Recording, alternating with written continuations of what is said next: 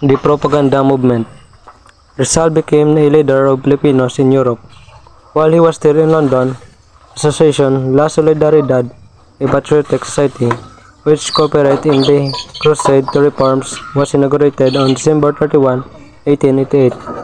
These are the following officers: President, Calicano Apacible; Vice President, Cristiano Lopez Aina; Secretary, Manuel Santa Maria; Treasurer, Mariano Ponce; Accountant, Jose Maria Panganiban. So, sang propaganda movement, si Rizal naging leader sang mga Pilipino sa Europe. Sa harap sa London, ang asosasyon nga La Solidaridad gininagyurar sa December 31, 1838. Nagmayari officers nga 5 bilog.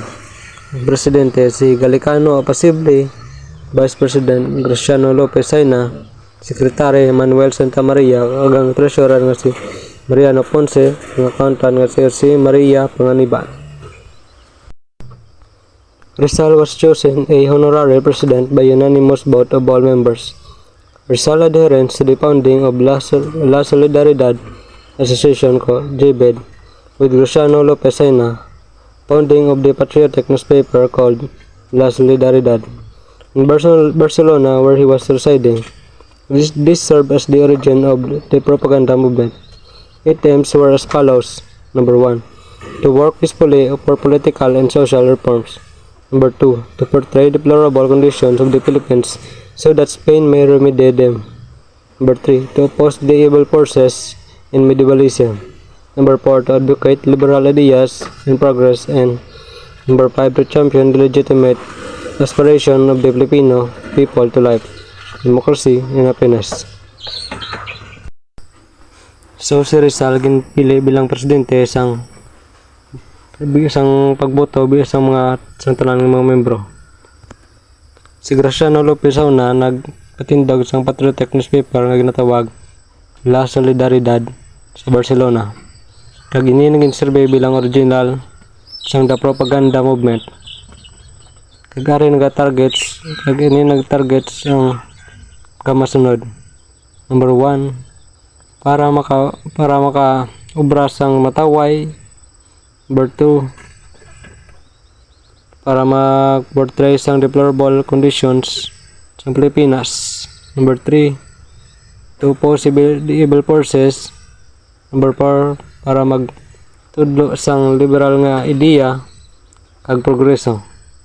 Number 5, para mapa-champion legitimate aspiration sang Pilipino para sila kabuhi, demokrasya kag kasadyahan.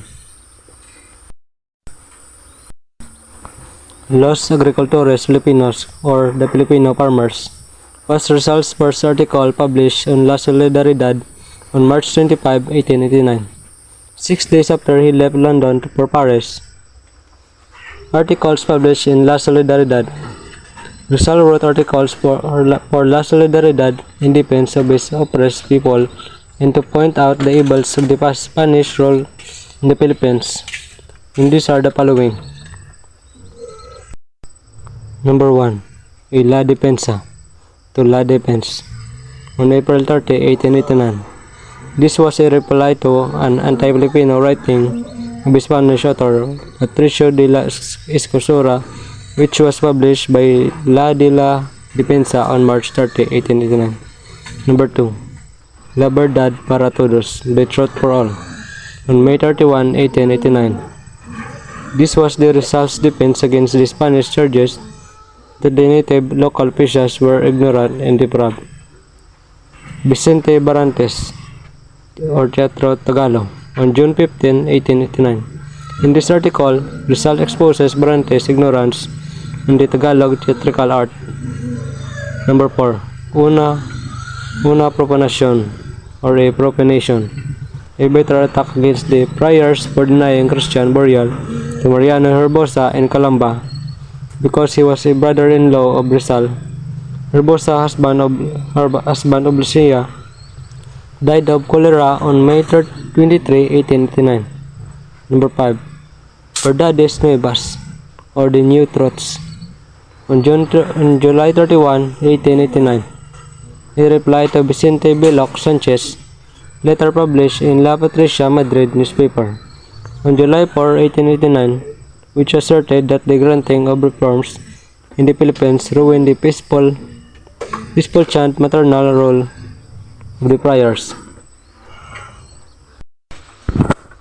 Ang the Filipino farmers kali ang kay Rizal, ang manang kay Rizal, unang article ang gin-publish sa La Solidaridad sang March 25, 1889. Anong kadlaw antes sa magalin sa London kadto sa Paris.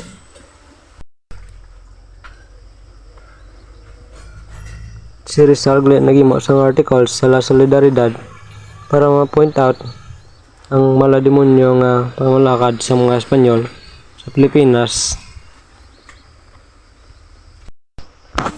Number 1. Tula Depensa sang April 30, 1889. Ini naging palos para sa mga anti-Filipino kag inigin publish ni La Depensa sang March 30, 1889. Number 2. La Verdad para Todos or The Truth for All sang May 31, 1889. Amo naman yung depensa ni Rizal para sa mga Espanyol. Vicente Brantes, Teatro Tagalog sang June 15, 1889. Sa morning article, kinexpose gali ni Rizal ang kamangmangan ni Brantes sa Tagalog theatrical art. Una, profanation or a profanation. Muna yung mapait nga atake sa mga friars para sa pag-deny sang burial sa mga Kristiyano nga si Mariano Herbosa sa Calamba. Nga mo man ang utod ni Rizal. Utod ni Rizal or brother-in-law. Kagang si Herbosa mo ang bana ni Lucia nga napatay sang kolera sang May 23, 1889.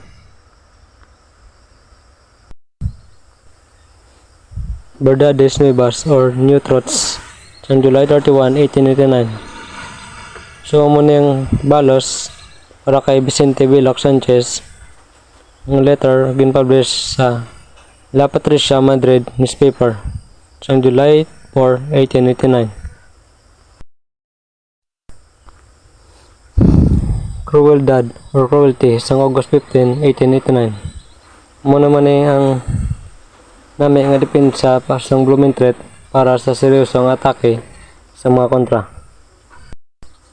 Number 7. Differences or Differences sang September 15, 1889. Muna yung balas para sa hindi tsaktong article gintitulan Old Truths sa La Patricia sang August 4, 1889.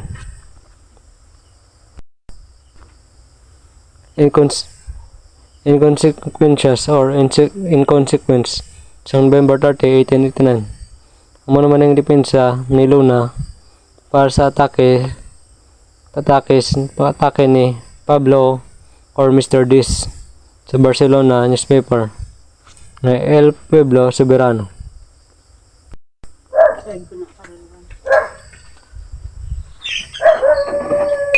Llanto y Risas or Tears and Laughter sa November 30, 1889. Muna man yung pagtuloy sa Espanyol nga hindi tsakto nga pagtrato sa mga brown nga Pilipino.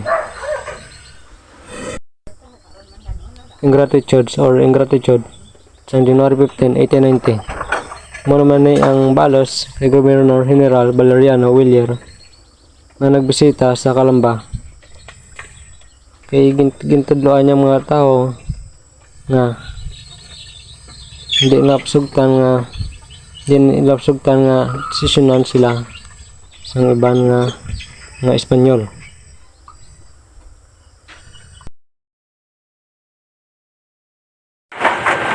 second trip to Paris. After his stay in London, he left Paris. It was his second time to visit in the place in March 1889. At this time of the year, with the coming of Universal Exposition, thousands of tourists and visitors flooded the city. Those not were accommodation completely taken but also were expensive, especially that the landlord took advantage of the situation. So pagkatapos ni Rizal magtinir sa London, naglakat siya sa Paris, ikadua na sa mag-visit sa Paris in March 1889. At this time, with coming of Universal Exposition, thousands nga mga tourists ang nakadto sa city. As a consequence, his life in Paris was a transient one, moving from the place to another. Although upon his arrival, he lived with a friend, Valentin Ventura, for a while he published a noted edition of Morgan's book. So, as a consequence of Rizal, iya life in Paris as a guest lang, kumbaga, gasaylo-saylo lang sa lugar, kag wala siya permanente nga ginaistaran. Kag nagstay sa anay sa iya friend nga si Valentin Ventura for a while lang nga kung sa diin ma-publish siya his annotated edition of Morgan's book. Life in the Paris was full excitement and merrymaking, but Rizal kept his emotion to himself and worked seriously on annotating Morgan's book, polishing and perfecting his work in free times. He wrote to his family, visited friends such as Pardo de Taveras, as Venturas, the Blowsleds, the Lunas, and others. In a letter dated May 16, 1889, he described his life in the Paris as follows. So, ang iya kinabuhi sa Paris, puno sa excitement, but si Rizal ginpunggan niya ang iya nga emotion para mag-ubra sang tadlong on annotating Morgan's book. Kaya ginsulat ni Rizal para sa iya pamilya kag para sa iya mga friends nga nag-visit sa iya. So, the Lunas and others sa letter, nag-date sila sang May 16, 1889 kung diin gin-describe ya ang iya kinabuhi. Daily life in Paris. Period in the following manner: 1 or 2 hours in gymnasium, in financing 3 or 4 hours in library. The rest is used up in writing and visit friends. I am invited to eat at Luna's house on Sundays at Mrs. Juliana, and on Fridays I visit family of Bosted, also a Filipino, where sometimes I take a tea. The exposition. He arrived in Paris from London on March 8, 1989, and upon his arrival formed a club called the Kidlat. Club whose members were Filipino patriots, namely Antonio and Juan Luna, Gregorio Aguilera, Fernando Canyon, Laura Di Mayuga, Julio Lorente, Guillermo Patwa, and Baldomero Rojas. It was temporary in nature, and their major purpose was to form a comradeship and to enjoy their stay in Paris, especially during the Universal Exposition. Kidlat means lighting, and it is the light of his meaning that the club was formed, disbanded. So the exposition, when Rizal arrived in Paris from London on March 1889, it was a club that formed, which is the name of club is Kidlat Club, whose members were Filipino patriots, namely Antonio and Juan Luna, and the rest of the names that I said earlier. Kag ang major purpose sang Kidlat Club is to form comradeship and to enjoy their stay in Paris. The Universal Exposition opened in the Paris on May 6, 1889. Like any other tourist, he was fascinated with the exhibition. Most favored by him was the Eiffel Tower, which was 984 feet high Boilet, and Alexander Eiffel, a celebrated French engineer. He was able to attend to opening ceremonies of cutting of the ribbons by President Said Carnot of the Third French Republic. Filipinos participated in the contest, and among them were Felix R. Hidalga, Juan Luna, Felix Pardo, de Tavera, and Rizal. Higaldo's paintings won second prize. The painting won Juan Luna and F. Pardo de Tavera each obtained the third prize, while Rizal and three a bust, which he modeled got not no prize, but bust was to qualify for the exhibition but not good enough to win international prize. When Rizal stay in Paris, mayara sila ginintrahan nga art contest which is ang upod sila ni Felix R. Hidalgo, Juan Luna, Felix Tavero, and Rizal. Si Hidalgo and ang second place, kag ang naka third place sila ni Juan Luna and F. Pardo Tavera, while ang iyan naman ni Rizal naman nga paint wala prize kag a bust. When we say bust, yan ay amon ni sa ang one qualify for the exhibition but not good enough to win international prize, which is unfair, di ba? May effort si Rizal sa wala, very heartful happen to Rizal gidya kasi manabala sa aton sakit man kung nag-effort ka tas wala magli appreciate sang iban. In one of their visits to exposition, he saw American Indians form them again an idea that if they were not ashamed of being called Indios from North American, there was no reason why Filipinos should not be proud being called Indios. And from he initiated the idea of forming a brave new society called Indios Bravos in place of the Kidlat Club. The members pledged to accept the intellectual and physical strength to win the administration and respect of foreigners, including the Spaniard, especially in the field of sports in judo, which is learned from the Japan sword and the pistol. This last paragraph is very most emotional because Filipino, we don't need to be ashamed of really our all of us uniqueness, so that we should raise our nationality and be proud if we want to be respect other country.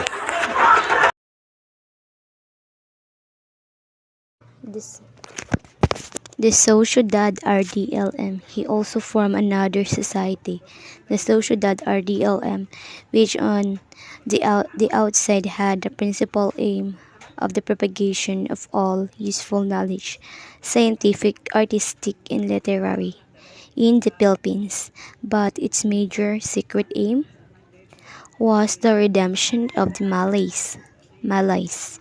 It is quite possible that this was inspired by the book entitled Max Havelaar, written by Mutatuli, the pen name of Ticker, a Dutch author, which also exposed the deplorable conditions of the oppressed Malay inhabitants of the Netherlands East Indies under the Dutch rule. So, ang Sociedad RDLM ay bumuo din siya ng isang panglipunan. Ang Sociedad RDLM na lubos ay may pangunahing layunin ng pagpalaganap ng lahat ng kapakipakinabang na kaalaman sa Pilipinas. Ngunit ang pangunahing at lihim na layunin nito ay paglubos ng Malay na naglalantad din ng kalunos-lunos na kalagayan ng mga inaping Malay na ninirahan sa Netherlands East Indies sa ilalim ng pagpamahala ng Dutch. The publication of annotated edition of Morga's Successus, Rizal Outstanding Achievement in Paris, was the publication of annotated edition of Morgan's successes in the year 1890, which he wrote in the British Museum in Wasp and was printed by Garnier Ferres. The prologue was written by Professor Blumen.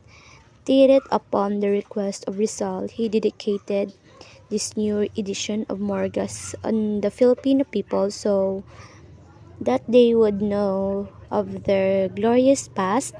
The little page of Rizal's annotated editions of Margarides, the Paris Librea de Garner Hermosa, 1890. Ang pagmumukod-tanging tagumpay ni Rizal sa Paris ay paglalathala ng kanyang sinulat na annotated na edisyon ng successes ni Morga noong taong 1980 para sa sambayan ng Pilipino upang malaman nila ang kanilang naluwalhating nakaraan.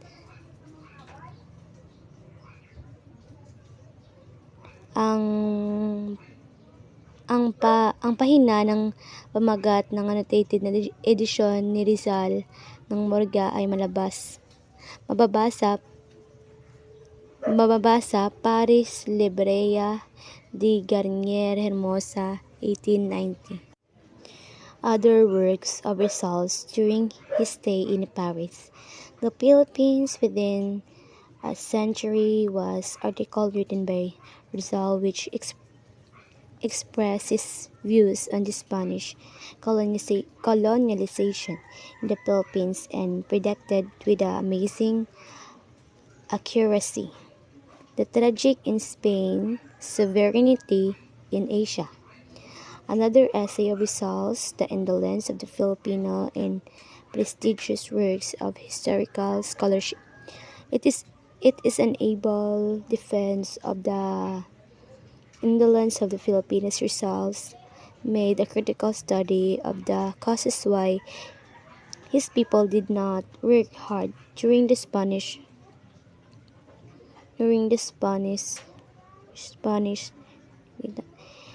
His main hypothesis was the Filipinos are not by nature indolent. According to him, the natives were very active in agriculture and industries before the coming of the Spaniards, but due to the Spanish form of government and system of education, they lost interest in the productive activity. Moreover, the natives did not have to work hard because nature provided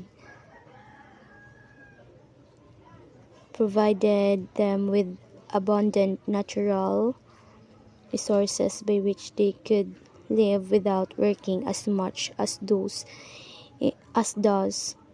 in the temperate countries. Ang isang sinaysay ni Rizal ang katamaran ng mga Pilipino ay isang prestihiyosong gawain ng scholarship na kasanayan. Ilan ay isang mahusay na pagtanggol sa umanday na katamaran ng mga Pilipino. Ngunit dahil sa anyo ng pamahalaan at sistema ng edukasyon ng Espanyol na wala ng interes produktibong aktibidad.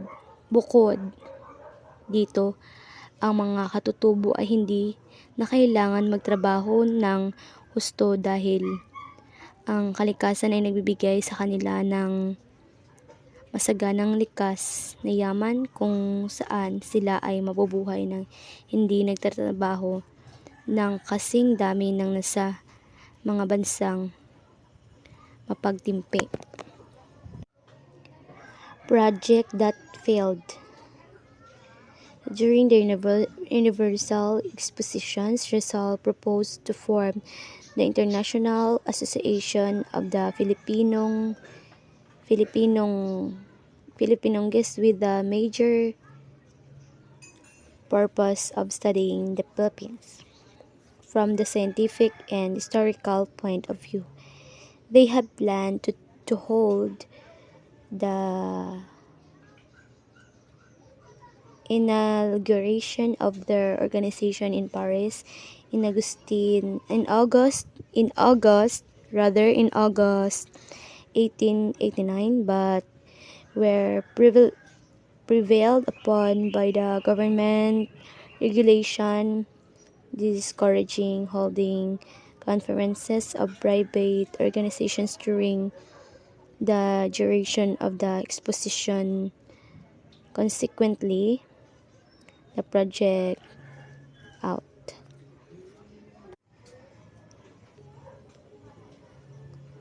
Project that failed. Sa panahon ng Universal Exposition, iminungkahi ni Rizal na bumuo ng isang internasyonal na asosasyon, Filipino-Logist, na may pangunahing layunin na paaralan ang Pilipinas mula sa historical na pananaw. Binalak nilang idaos ang inigulasyon ng kanilang organisasyon sa Paris sa noong Agosto 1889, ngunit nanaig sila ng isang regulasyon ng pamahalaan na naghihikayat ng pagdaraos ng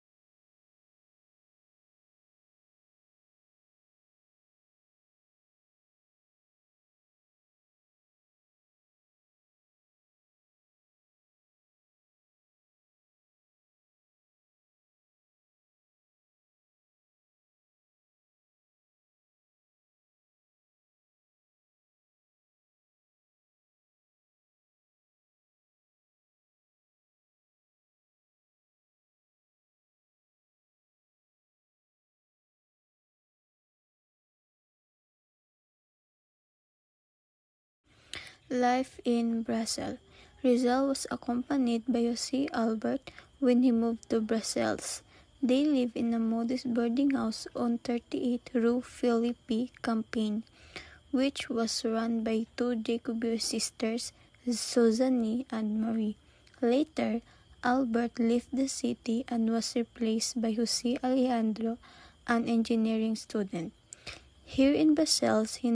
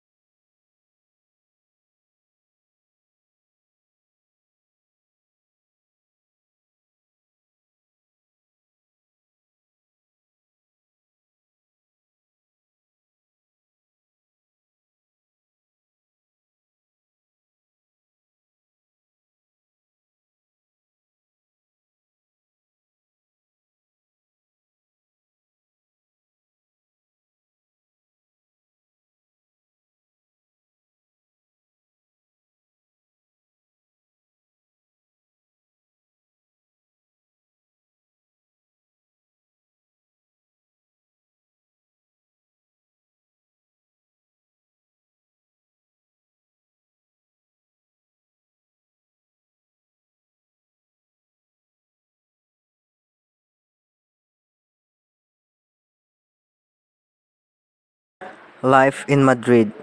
in 1890 to 1891.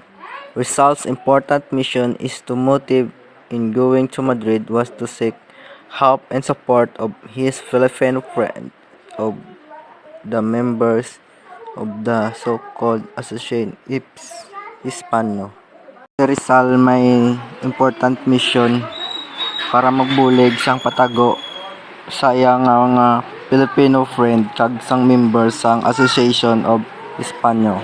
Filipina in his fight for justice of his family and to obsess Kalambat tenants. With the Secretary of Association, Dr. Domentador Gomez and Melchor H. Del Pilar, who act as his lawyer, he called on the Minister of Colonies, Senor Febol, in order to plead the case, but nothing came out of it. Rizal sought the help of liberal statesmen who were former members of the ministry, particularly Becerra and Maura, but they offered only sympathies and promise, but actually did nothing. Blumentritt advised him to see Queen Regent Maria Christine, then ruler of Spain, but it was a mission impossible, for he had no friend who could help him to seek an audience with the queen, nor the money to kiss the palm of influential courtless. Si Rizal nagngayo bulig sa former members ng ministry nga sila ni Becerra kag si Mauran. Kaso puro lang sila promise kag wala sa may ginhimuan. Si Blomart gingaan niya advice nga mangayo sa bulig sa bulig sa Queen kag sa rulers ng Spain para madasig lang ang ilang mission, kaso imposible kuno kay wa isa ka friends nga mabulig nga matago kag wala man sila kwarta ang magano sa pamsang courtlers. To add to his friends' frustration and grief was the death of their friend Jose Panganiban, who is co-worker, associate in propaganda movement, who died in Barcelona after a lingering illness. Duel with Lona. Lona was a better because of his frustrated romance with Nelly Bosted. Deep in his heart, he was blaming Rizal for his failure to win her, although Rizal was previously explained to him that he had nothing to do about it. Luna uttered certain unsavory remarks about Nelly. Rizal heard about him and angered by unsaltinous remarks. He challenged Luna, his friends, to a duel. Fortunately, Luna realized that he made a fool himself during his drunken state. He apologized for his bad remarks about the girl, and Rizal accepted his apology and is become good friend again. Kay si Luna kag si Rizal, isa lang naluyagan. So namo to do nag-agaway sila duha. Amo to gin challenge sa nino nga sila kuno maduel. Mayo lang kay na-realize ni Luna nga kuno nga sa kay nahubog lang to sa pag nila pag ang katanay nga matraway sila tani. Kag dason gin-accept man ni Rizal ang iyang apology. Duel with Retana. When Silslao E. Retana, his better enemy of the pen, a talented Spanish scholar, was a press agent of Friar in Spain. He used attack the Filipino various newspaper in Madrid and other cities in Spain. Retana wrote an article in La Ecopa asserting that the family and friend of Rizal had not paid their rents, so they were rejected from their lands in Calamba by the Dominicans. Such insults strict result to action immediately. He sent his second Ritana with his challenge to duel, and the only Ritana blood or apology he could vindicate the good name of Rizal family and friend. Ritana was warned by friends that he had no chance against Rizal, the latter being an expert in both pistol and swords. Ritana chose to apologize and printed his apology in newspaper. It was his incident that stopped Ritana from attacking the Filipinos against Ritana in the year later showed his admonitor from Rizal by written a book length biography about the hero, describe his talent, and glorify his marathon jump. Si Ritana ginhimuan niya makalain si Rizal nga wais la kuno gabayad sa renta sa Calamba amo to gimpahalin sila. So nangaki si Rizal dason hinagad niya si Ritana nga maduwel sila kung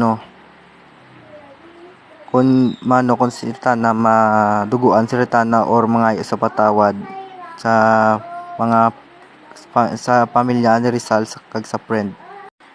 Ginwarningan sang friends ni Ritana nga way sa chance nga madaog sa kay Rizal nga kay expert si Rizal sa pistol kag sa espada.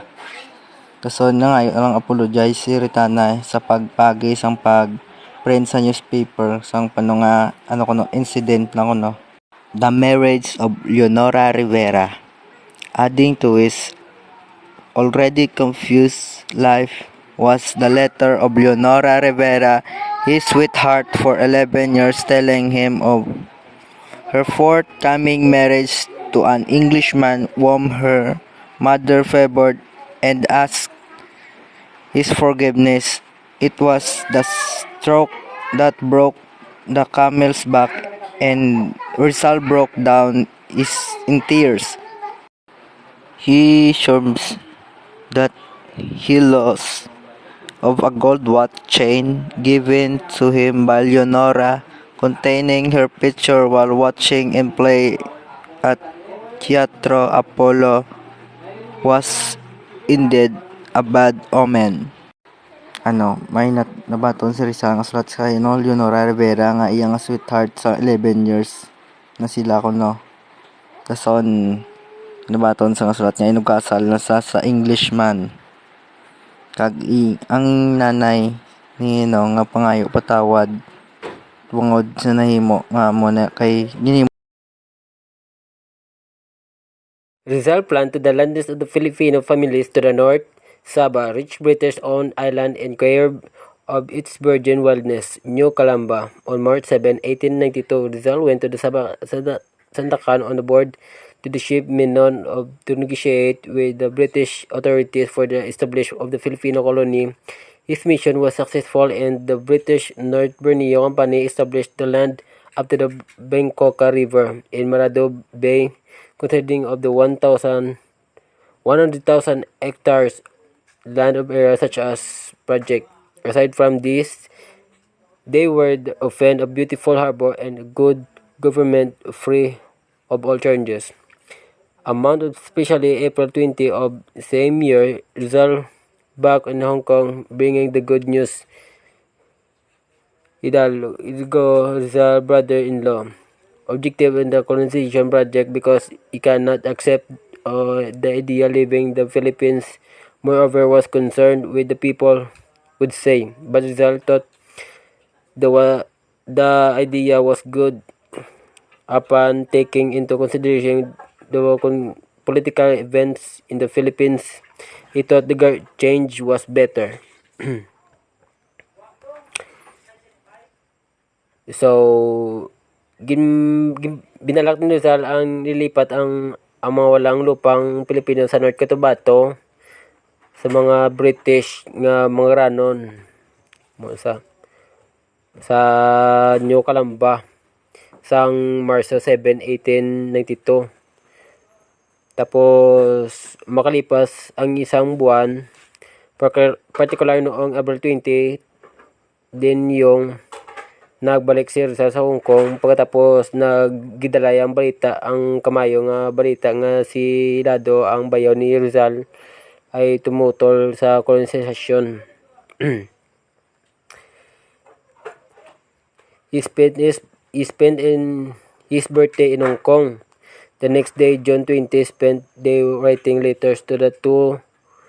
Letters were sealed and given to Dr. Marquez instruction to not open them, but only is that the one letter was parents Britain friends, while the other was the Filipino. This showed that Rizal knew that was going to happen to him. On June 21, he wrote Governor Disabdul another letter with the message that he was coming home places himself under the protection of the Spanish government. On the same day, Rizal together with Lucia left for the Philippines unaware of the government duplicity. Things were that planned for him of sinister trap that was did with the secret filing of anti-religious and anti-patriotic agitation changes not only against Rizal but also of his followers. Rizal death in 1896. So, mo to, lang.